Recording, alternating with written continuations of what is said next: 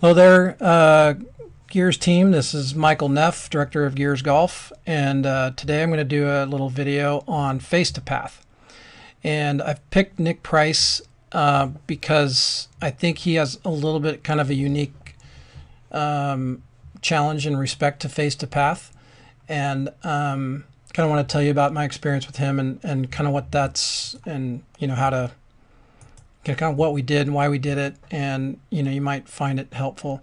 The face to path here, I put visual tools, clubhead vectors on, and this is basically gives you a real time or a live D plane, if there, or for a lack of a better term.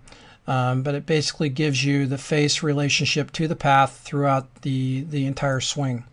Depending on what kind of shot you want your player to have, if the face to path is closed on a square face, or assuming that the ball is hit in the middle, let's assume there's no gear effect. If the face to path is closed, the axis tilt will hook for a right-handed player, and for a left-handed player too.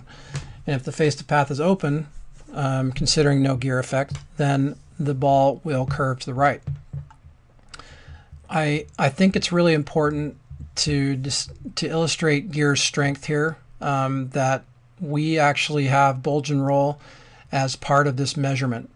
In this case, this particular driver has 12 degrees of bulge and roll, and what that means basically is that the face is going to be more closed over here, and it's going to be more open over here. It's going to have more loft up here, and it's going to have less loft out here. And bulge and roll is designed to kind of help players with off-centered hits curve the ball back to the middle.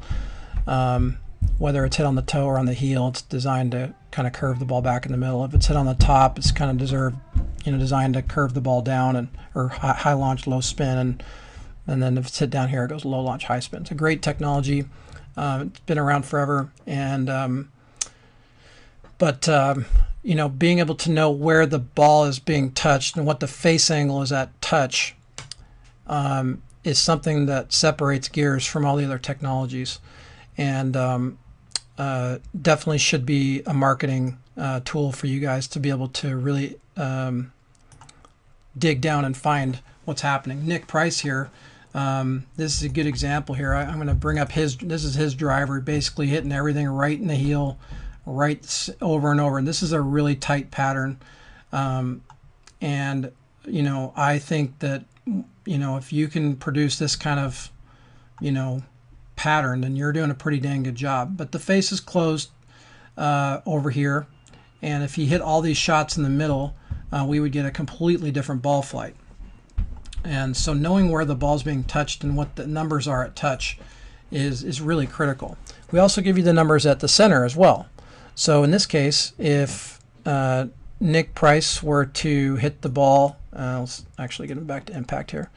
The face is closed at touch because of the gear effect, but at the middle it's open.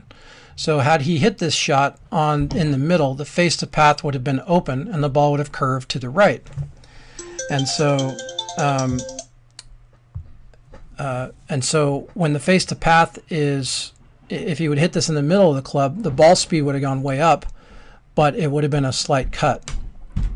Instead, what happened was he basically hit a straight ball that had no power on it, and he's basically, on all these shots, his smash was low. On all these shots with his driver, his smash was low, like 1.43, 1.44. Had a very similar experience with Mike Weir and with Chris Baker as well. Obviously, I'll do videos on all these other aspects, but remember, the face angle and the loft are the same. They're different measurements, but they do not work independent of each other. So when the face angle is closed, the loft's going to go down. When the face angle is open, the loft is going to go up. And you can see that clearly with the D-plane thing that we give you, or the illustration that we give you here. You can look from above to kind of see the relationship here. The closure rate is the red line closing to the yellow line, and you'll see that as we square this face to path up, the face is going to square up to the path here.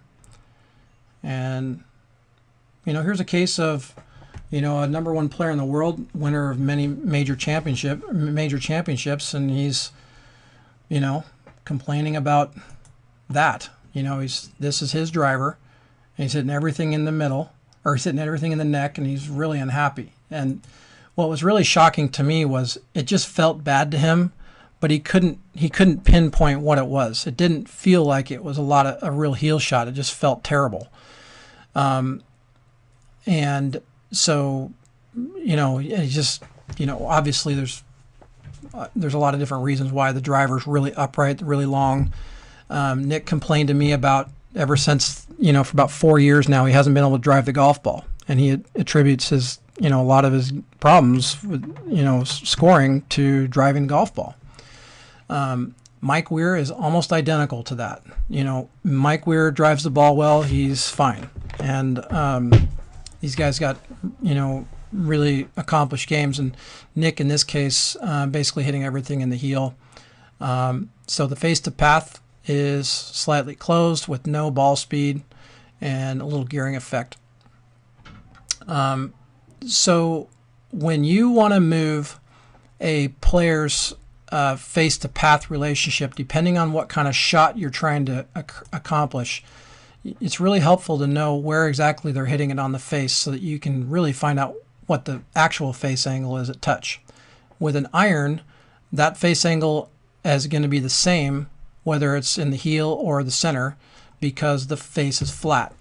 So the ball's not going to curve as much on gear effect shots, and but still knowing where that relationship is. And just because they hit it here on a driver doesn't mean they're going to do the same thing on an iron. All these factors play into that. The other issue here is the lie angle here. So when the lie angle is upright, the face is going to be closed. Remember, it's not the leading edge, it's the center of the club. So in this case, Nick Price has to lean the shaft forward to counteract this driver being so upright. And when he was playing golf, he told me that his driver was he's actually kind of a geeky kind of club guy. He remembered all this stuff, but basically his driver was 43 inches. It was a Hogan Apex 5 shaft, which I think is like 135 grams or something like that. And the lie angle was, or the driver was 6.5 degrees of loft, and it was 3.5 degrees open. And he thinks the loft, excuse me, he thinks the lie angle was around 55 degrees, 54 degrees. So when the modern driver came out with the sleeve, that basically made it very difficult to flatten them. And the sleeve, I think TaylorMade sleeve can go down 2 degrees when you bend it, but most of these drivers of the golf, or most of these drivers today are like 60 degree, 61 degree lie angle. If you can remember Nick Price's golf swing, it kind of goes up like this, and then it kind of really lays down. And so he keeps the handle pretty low, and that's one of the reasons why his lie angle is so upright, and why he doesn't have very much shaft droop. So Nick Price does not droop the shaft hardly. 33 degrees of droop is not much. That's because the handle is not in this raising mode, which is kind of, if you raise the handle here, center of mass is going to move down this direction and it's going to droop. But in his case, he's basically keeping the handle right back to where it started, not drooping the club very much, which is helping the face angle not be so closed. But still, the driver itself is very upright for him. So he is fighting a closed club face, and he's going to have to lean the shaft forward to negate some of that, or he's going to have to go into flexion a lot with his left wrist to kind of open the face, for lack of a better word, or add loft to keep the face from being so shut to the path. And that's one of the reasons why he's struggling with the modern driver.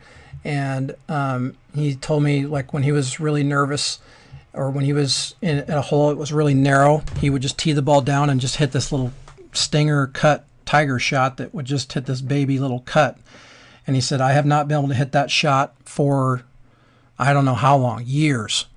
And so this basically answered all of his questions, and a light bulb went off on his head. And this is what you can accomplish with your players, is you can help them explain why things are happening, even tour players. In this case, we shortened the driver, and I basically just tried to make his current driver a lot like his driver when he was winning all of his tournaments. And the ball speed went way up. He hit it about 20 yards farther, and he gave me a hug afterwards. Literally, he's like, really cool guy, and he was really happy.